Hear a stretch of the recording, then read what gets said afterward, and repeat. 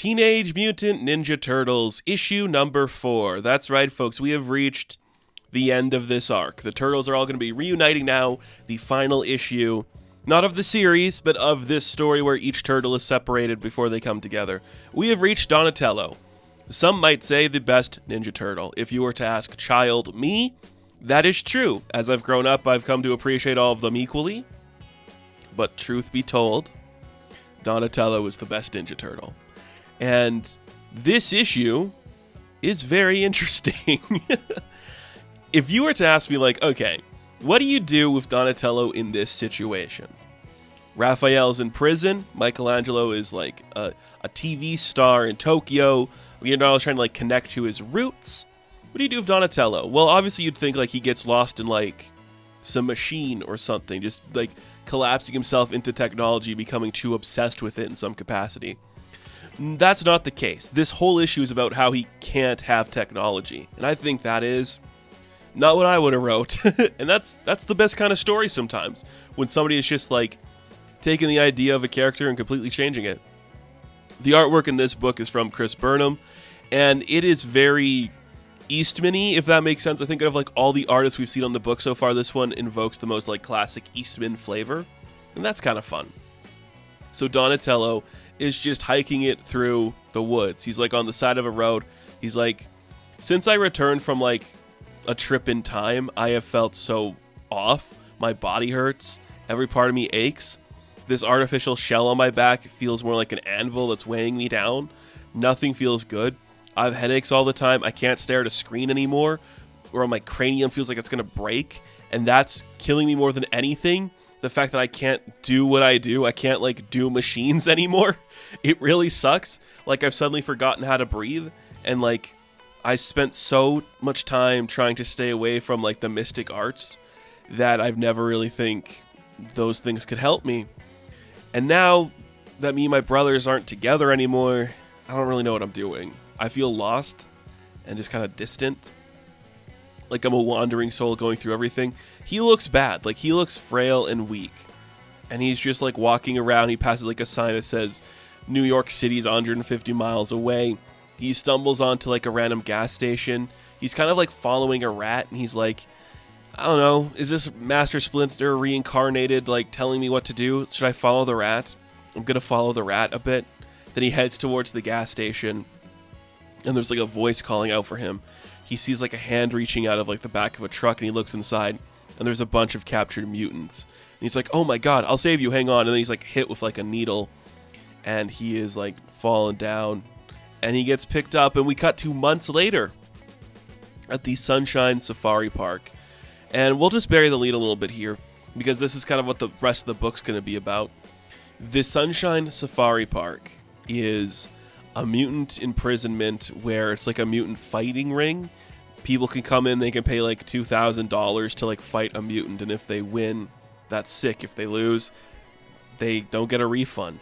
He's like reading off like the statement that the guards give. He's like, yep, no refunds, everything's going to be fine there. You could go round, another 2 round, whatever round you want to keep going to. He's also being like, these are not mutants that are fighters. So when the time comes that somebody shows up to go there, I have to be the intimidating one. I have to do whatever it takes, and just to make sure they choose me. Sometimes I don't even have to try. It's just me like grimacingly looking at them, and they know that's the one they want to fight. So we see this guy show up, and he's like, all right, I'll fight this one. And then Donatello steps out of the like cage. They let him out. All the other mutants are looking at him, and it is a mess. And I think it's so interesting to like do this specific thing with Donatello. He is bleeding throughout most of this issue.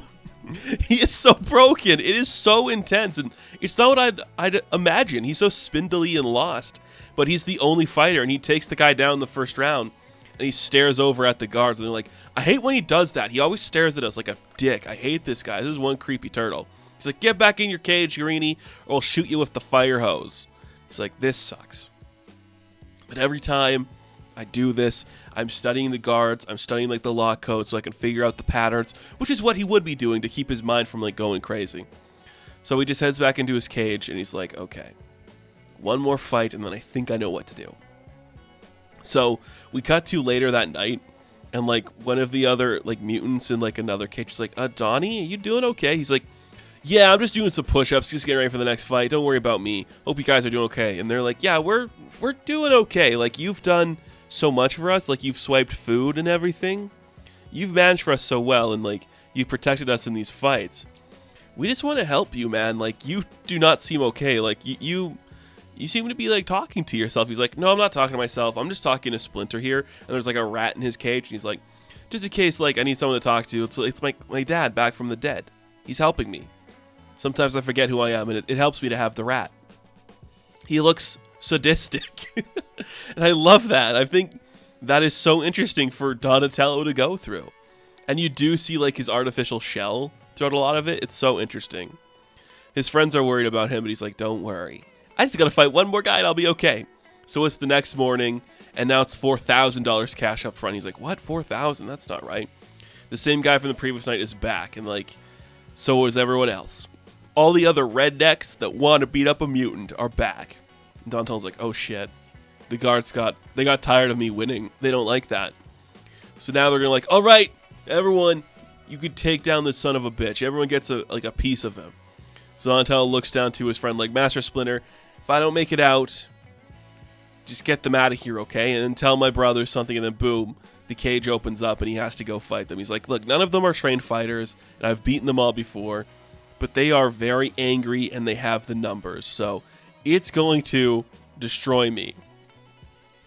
Luckily, I'm a little bit deranged, so I can't afford to lose my mind, so I can fight back as best I can, and pretty much all I need to do is just get out of here. So he's like piling through all of the characters, all of the people, just beating them up, doing what he can. He is so bloody. It's so much of him bloody and breaking jaws and stuff. And he's like, all right, get to the keypad, type in the keypad. Is it going to work? Okay, cool. That worked.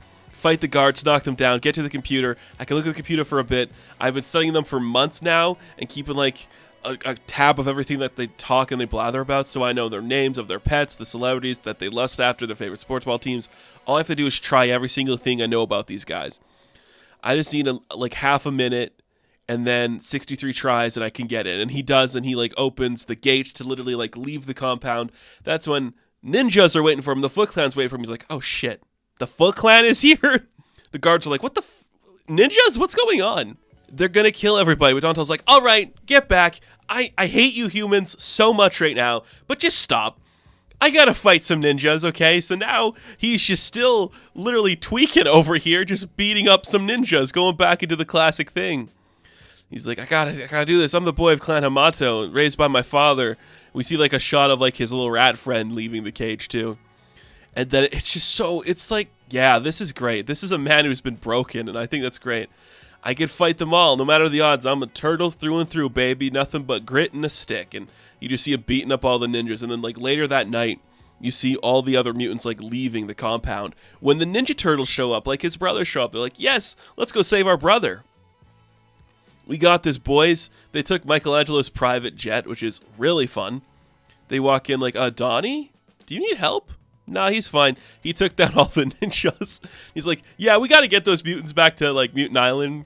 That's a good idea. And like, the guys are like caged up. We should call the authorities. Like, they're running an illegal mutant fighting pit. Everyone's like, dude, are you okay? What have you been through? He's like, nothing. Don't worry, guys. Look who came back to life. It's Master Splinter. He's back from the dead.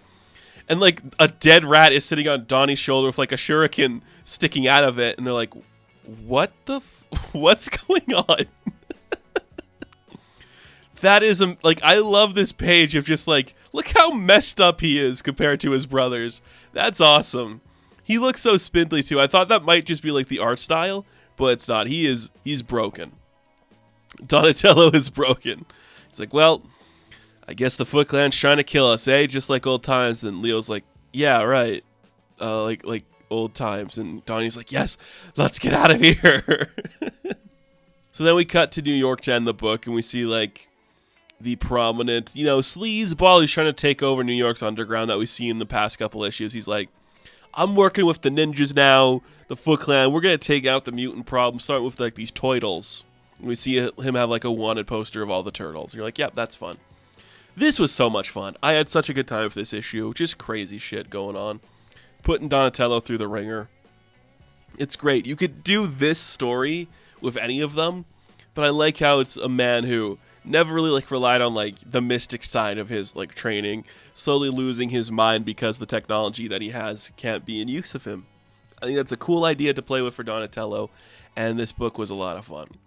I really dig this series so far. I think everything it's done has been incredibly unique and special, and this has not been a slouch. Like, Jason Aaron had a vision for the Turtles, and we're seeing it executed now. So they're going to come together now, obviously. Back to classic TMNT adventures, I'm hoping. But if not, we'll see how it goes. This is interesting. Something's going on here. I got to appreciate it for that. So, Teenage Mutant Ninja Turtles, issue number 4. I'm going to give a 9 out of 10. Now, thank you all for watching this review. Be sure to like and subscribe to the channel.